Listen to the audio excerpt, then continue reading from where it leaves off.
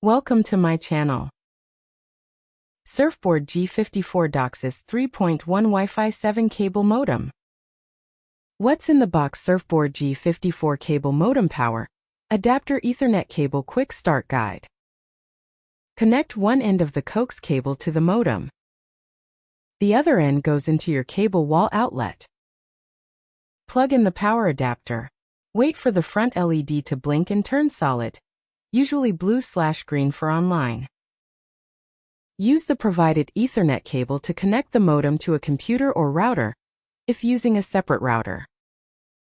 Default Wi-Fi name, SSID, and password are printed on the bottom of the modem. Visit your ISP's activation page, or call their support. Some major providers like Xfinity, Spectrum, and Cox offer auto activation via your browser once connected.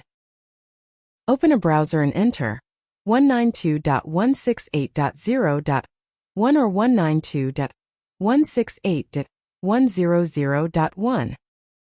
Login credentials: username, admin, password, admin, or check bottom label. The modem should auto-update firmware if connected. Thanks for watching.